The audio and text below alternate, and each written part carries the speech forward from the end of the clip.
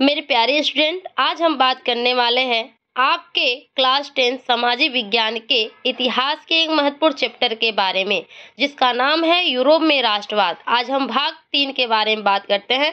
तो बात करें 1815 के बाद का युग कैसा रहा, तो 1815 में नेपोलियन के पतन के पश्चात यूरोप में सरकार एक रूढ़िवाद के ढर्रे पर चल निकली थी, जहां उन्होंने समाज में स्थापित पुरानी परंपराएं बनाए रखने पे बल दिया था। फिर भी वे क्रांति से पूर्व के वातावरण में पुनः परिवेश नहीं करना चाहते थे, लेकिन अब वे जान चुके थे कि आधुनिकीकरण जो राजतंत्र है जैसी पारंपरिक जो संस्थानों को सुदृढ़ बनाने के लिए एक सक्षम है, उसे राज्य का शासन जो शक्तिशाली बन सकता है, जैसे सेना, कुशल नौकरशाही या गतिशील अर्थव्यवस्था को सामंतवाद से भूस्वामित्व को समाप्त करने पे यूरोप में जो शक्ति संपन्न राजतंत्र की स्थापना की जाएगी।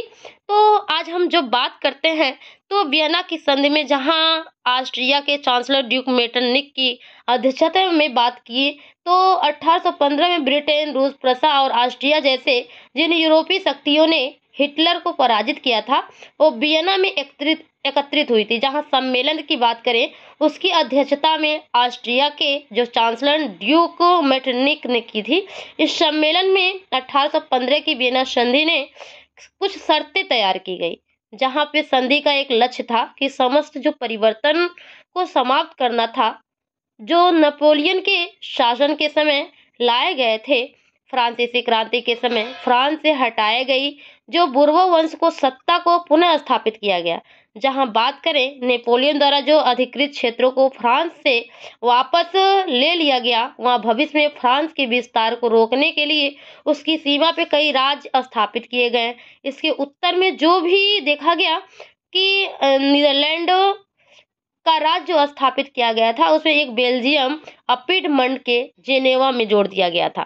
बात करें वाटरलू के युद्ध की बात करें, तो प्रशा की पश्चिमी सीमा पे नए क्षेत्र में दिए गए, जबकि ऑस्ट्रिया को उसकी पश्चिमी सीमाओं पे एक महत्वपूर्ण क्षेत्र में सौंप दिए गए थे। ऑस्ट्रिया को इटली का नियंत्रण दे दिया गया, जहां नेपोलियन द्वारा 39 राज्यों के एक महासंघ को बनाए रखना पड़ा, जहां पूर्व में रूप के पोलैंड का एक भाग दे दिया गया, जबकि प्रशा को सेक्शनों का एक अंश दिया गया। इस सबके पीछे उद्देश्य था कि राजतंत्रों को पुनः स्थापित करना था, जिन्हें नेपोलियन ने समाप्त कर दिया गया। जहां बात करें यूरोप नई रूढ़िवादी व्यवस्था करनी पड़ी। बुर्बो वंश फ्रांस की एक सीमा पे कई राज्य स्थापित किए गए थे, जहां ब्रिटेन, रूस, प्रसा, ऑस्ट्रेलिया ने नेपोलियन को हराया था। अब हम बात करें क्रांतिकारी। यूरोप पुनः तानाशाही शासन के चंगुल में था। गुप्त संगठनों की स्थापना हुई। जहां हम बात करें 1815 में दमन के भय से अनेक उदारवादी राष्ट्रवादी छिप गए थे। अनेक यूरोपीय राज्यों में क्रांतिकारियों को प्रशिक्षण देने वाले और विचारों का प्रसार करने वाले अनेक गुप्त संगठन बन गए थे। इस अवधि में क्रांतिकारी होना स्वतंत्रता से स्वतंत्रता लेना था। जहां क्रांतिकारी प्रतिबद्धता से स्वतंत्रता और मुक्ति के लिए होनी चाहिए थी, वहां विश्वास था कि राष्ट्र राज्यों की स्थापना करके ही स्वतंत्रता के लिए संघर्ष किया जा सकता है। बात करें जहां क्रांतिकारी जीएसपी मैसिनी का जन्म 1807 में जिनेवा में हुआ था। उन्होंने कार्बोनारी के गुप्त संगठन की सदस्यता ग्रहण कर ली। 24 वर्ष की युवा अवस्था में उन्होंने लिगुरिया में जो क्रांतिकारी गतिविधियां चलाई गई, उनके लिए उसे बहिष्कृत कर दिया गया। अब उन्होंने क्या किया, यंग इटली तथा वन यंग यूरोप के नामों से संगठन खड़े कर दिए, जहां संगठनों के सदस्य पोलैंड, फ्रांस, इटली और जर्मनी के अन्य राज्यों में युवा संगठन बन गए थे। मैसिनी का विश्वास था कि ईश्वर की इच्छा के अनुसार राष्ट्र ही मनुष्य की प्राकृतिक इकाई थी। अतः इटली छोटे राज्यों और पोलैंडों की भांति नहीं रह सकता। उसे जोड़कर राष्ट्रों के व्यापक गठबंधन के अंतर्गत एकीकृत गणराज्य बनाना ही था, जहां एकीकृत करके इटली की मुक्ति का आधार बन सकता था। ये क्या कहा गया कि यंग इटली जो था 1831 ईस्वी में, यंग यूरोप जो था 1834 ईस्वी में, और मैटनिंग ने सामाजिक व्यवस्था को सबसे खतरनाक शत्रु बताया था। अब बात करें क्रांतियों का युग जो 1830 से लेके 1848 तक चला। 1830 फ्रांस में जुलाई क्रांति हुई, जहां बुर्बो जो शासक चार्ल्स दशक को उखाड़ फेंका था, जहां ब्रुसेल्स में भी विद्रोह, नीदरलैंड से बेल्जियम अलग कर दिया गया था, यूनान ऑटोवन साम्राज्य का हिस्सा माना जाता था, जहां आजादी के लिए संघर्ष 1821 में आरंभ किए गए थे और लुई फिलिप की अध्यक्षता में एक संवैधानिक राजतंत्र की स्थापना की गई थी।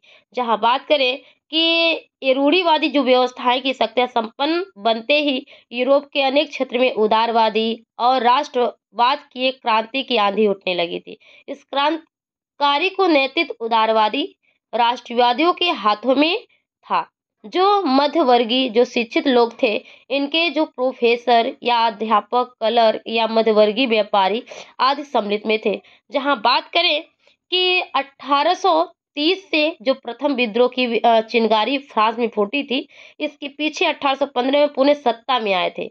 ये बुर्बो जो राजा के पद पे हटाने का उद्देश्य था, अतः उदारवादियों ने उसे सिंहासन से हटाकर एक संवैधानिक राजतंत्र की स्थापना की, जिसका नेतृत्व लुई फिलिप को सौंप दिया गया। इसलिए मेटरनिख ने कहा कि जब फ्रांस सीखता है तो बाकी यूरोप को सर्दी जुकाम हो जाता है।